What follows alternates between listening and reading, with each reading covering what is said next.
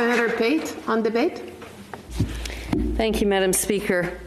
Honourable colleagues, we've been tasked with considering the merits of Bill C-7 as an amendment to the suicide provisions of the Criminal Code of Canada. As a privileged, white, able-bodied woman, my impulse is not only to support this legislation, but to expand it. I believe that healthcare professionals seeking to assist patients who have chosen to end their suffering should be protected against criminalization. Yet, when I examine Bill C-7 through the lens of the experiences of those who do not have our privilege, including those within my own circle and my own family, the troubling reality of far too many unanswered questions and discrepancies emerge. The Legal Committee heard testimony from those seeking non-end-of-life medical assistance in dying from places of privilege who have benefited from all of the safeguards, the resources, and opportunities to live as they chose and want to end their suffering surrounded by loved ones in an idyllic setting, invoking images of champagne and sunset river vistas to which too many others do not have access. We heard testimony from incredibly kind, compassionate MAID providers, but how can we ignore the reality that they exist within a system that has repeatedly, particularly during this pandemic, been revealed as rife with systemic discrimination? From witnesses during committee hearings, the release of reports and investigations in British Columbia and Quebec, the realities in long-term care institutions, especially those operating for profit, as well as the research of our colleagues like Senator Boyer and the first-hand experiences of Senator Bernard. We know too many in our health systems triage in ableist, racist, sexist, and other intersecting ways that exponentially discriminate.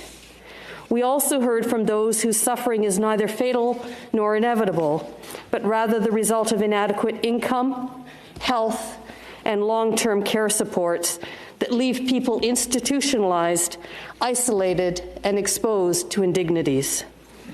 How and why are we choosing to ignore the consistent critique of national, provincial, and regional organizations that have for decades been the catalyst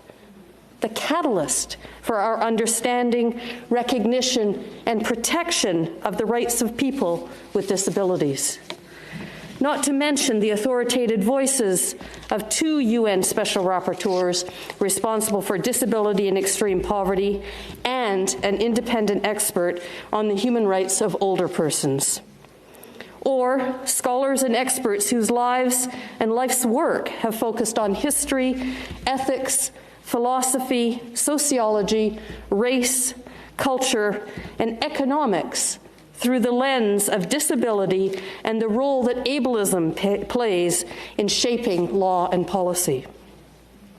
Or doctors and lawyers and people with disabilities themselves, including those who live in poverty or in the shadow of colonialism and racism, or who have been institutionalized against their will. How can this testimony not weigh heavily on our minds? Each and every one of these witnesses revealed that although discrimination, particularly ableism, class bias, and racism is rampant in our social, economic, health, and political systems, if you do not experience it directly, it is almost, in fact, it is essentially rendered invisible and therefore easy to deny. Why, despite the Accessibility Act commitments to examine all government legislation through a GBA lens, a gender, race, and disability, was the job of doing this left to witnesses and organizations whose resources are stretched so thin during a global pandemic? Despite committing to leave nobody behind, why are we ignoring witnesses who explained how removal of the end-of-life criterion for medical-assisted death relies on 3 ableist assumptions?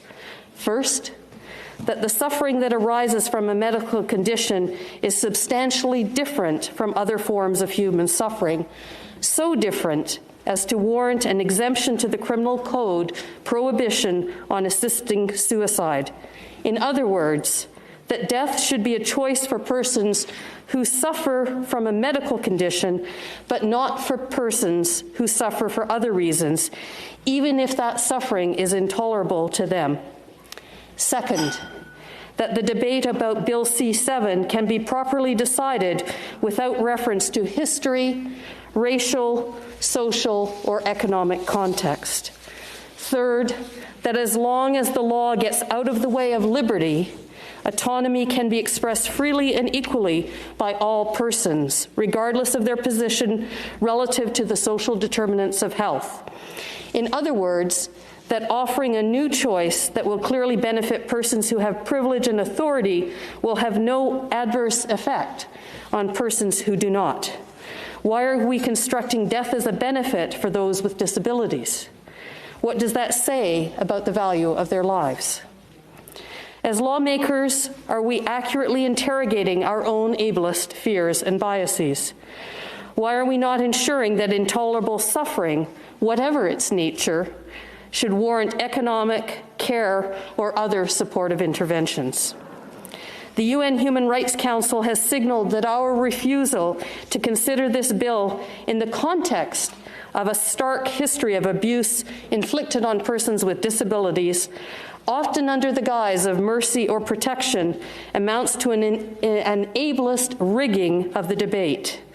They have asserted that the compelling rhetoric of choosing a death with dignity will prevail in this debate if and only if, to paraphrase Gabrielle Peters, we persist in flattening the, quote, us that is Canadian society to white, wealthy, and non-disabled, end quote. We have heard that when people are forced to live without income, food, or safe shelter, without necessary medication and equipment, without access to communication, without access to crucial supports that have permitted many Canadians to carry on with relative comfort through a global pandemic, and without opportunities to participate, contribute, to be seen, and to see themselves as having value, that in these very real and present circumstances, death, either by suicide or by MAID, will be and is being chosen in the absence of other relief. How is this anything but a fundamentally ableist formulation of choice? How, as these realities of systemic discrimination against and exclusion of persons with disabilities remain uncontested and irrefutable, can we support removal of current safeguards?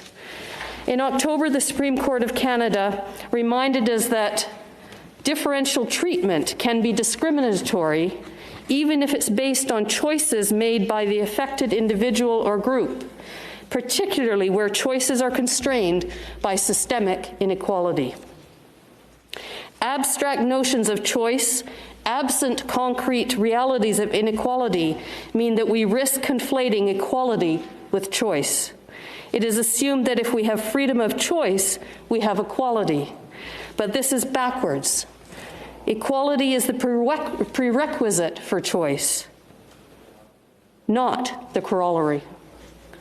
Unfortunately, as we are witnessing here, choice is not generally effective as a sword on behalf of equality claimants, but is frequently employed as a shield against equality claims. By emphasizing the idea of individual choice without accounting for the fact that individuals will have unequal options to choose from, Bill C-7 stands to expand rights for some at the expense of increasing inequality for others.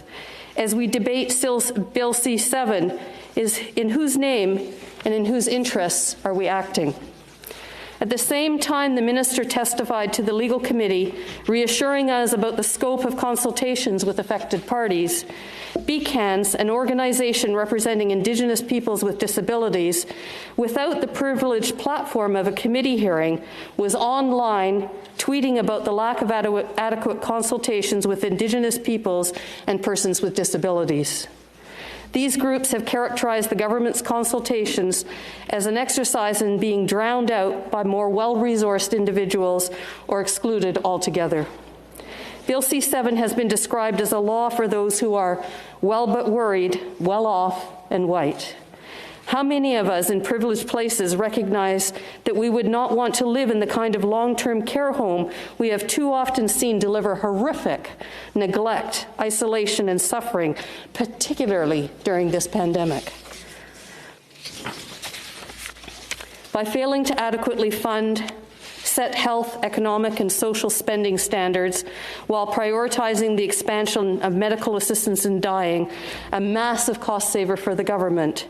Has the government reneged on its commitment to uphold the Charter, international obligations, and forgone its commitment to end poverty and to ensure recovery for all? Honourable colleagues, I have listened carefully to all, and I have endless respect for the sponsor of this bill. But I find these realities beyond disquieting and query whether this is the legacy we want to leave for those who do not enjoy our relative privilege and opportunities. Honourable colleagues, I thank you. Merci, miigwech.